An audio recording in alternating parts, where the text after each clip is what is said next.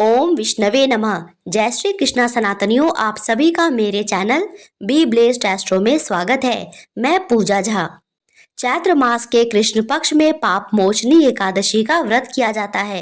यह एकादशी 4 बड़ी एकादशियों में से एक एकादशी मानी जाती है। इसीलिए यह एकादशी अन्य एकादशियों से अत्यधिक महत्वपूर्ण और विशेष स्थान रखती है। ब्रह्मांड पुराण में यह वर्णन आता है, एक बार महाराज युधिष्ठिर ने भगवान श्री कृष्ण से पूछा था कि चैत्र मास के कृष्ण पक्ष में आने वाली एकादशी की महिमा क्या है। इस एकादशी व्रत में हमें क्या फल प्राप्त होता है। उत्तर में भगवान श्री कृष्ण ने कहा, हे राजाओं में श्रेष्ठ, सभी जीवों के कल्याण के लिए मैं आपको इस एकादशी व्रत की महिमा बताता हूँ। इस एकादशी का नाम पाप मोचनी एकादशी या पाप हारणी एकादशी है। इस एकादशी का व्रत रखने मात्र से मनुष्य के जन्म जन्मांतर के सारे पाप नष्ट हो जाते हैं।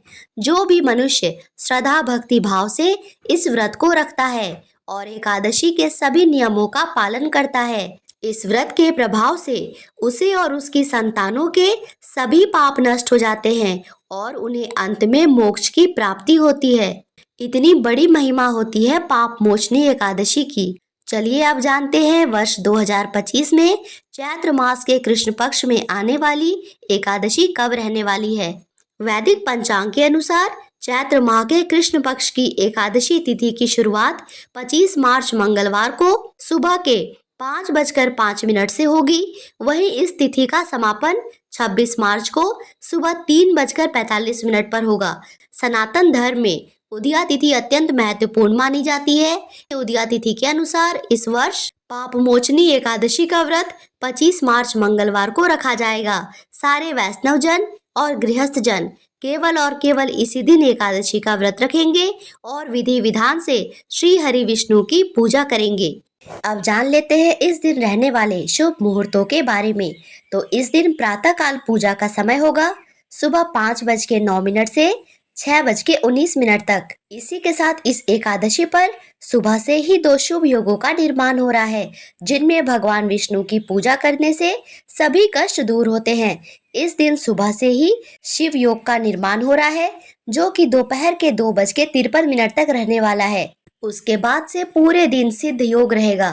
तो आपकी सुबह की पूजा शिव योग में होगी और संध्या काल की पूजा, जिसका समय है 6:30 से 7:45 तक, वह सिद्ध योग में होगी। इसीलिए इस बार की एकादशी में प्रातः काल की पूजा और संध्या काल की पूजा दोनों ही विशेष महत्वपूर्ण होगी। इस दिन अभिजीत मुहूर्त रहेगा दोपहर के 12:03 से 12:52 तक। मान्यता है कि जो भी भक्त इस दिन भक्ति पूर्वक उपासना करते हैं, उन्हें धन वैभव और अपार यश की प्राप्ति होती है। इस दिन तुलसी माता की पूजा का विशेष महत्व होता है, क्योंकि श्री हरि नारायण को तुलसी अत्यधिक प्रिय होती है। इसीलिए इस दिन प्रातःकाल जल्दी उठकर स्नान आदि करके भगवान विष्णु के समक्ष व्रत का संकल्प लेना चाहिए और इसके बाद माता तुलसी की विधि विधान से पूजा करनी चाहिए।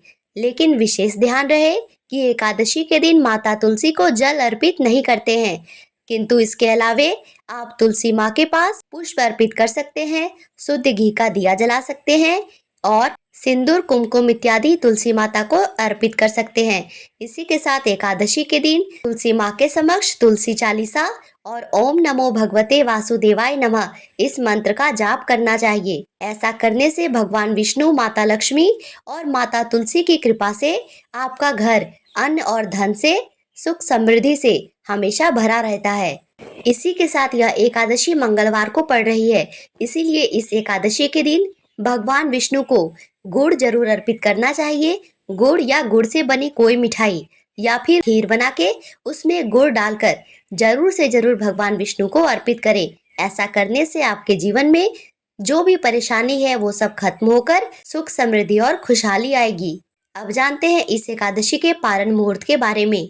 एकादशी व्रत में पारण का विशेष महत्व होता है, इसीलिए एकादशी का पारण शुभ मुहूर्त में ही करना चाहिए। तो इस बार द्वादशी तिथि की शुरुआत होगी 26 मार्च बुधवार को सुबह 3:45 से और द्वादशी तिथि समाप्त होगी 27 मार्च गुरुवार को सुबह 1:43 पर।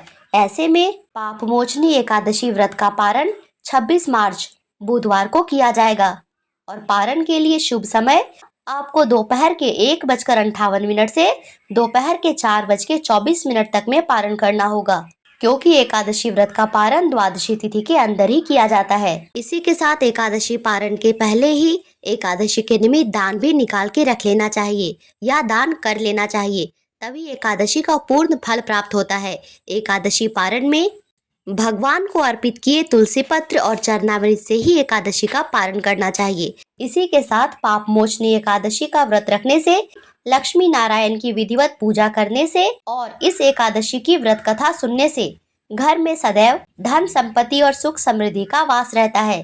तो इस एकादशी के दिन आपको हमारे चैनल पर एकादशी व्रत कथा भी सुनाई जाएगी।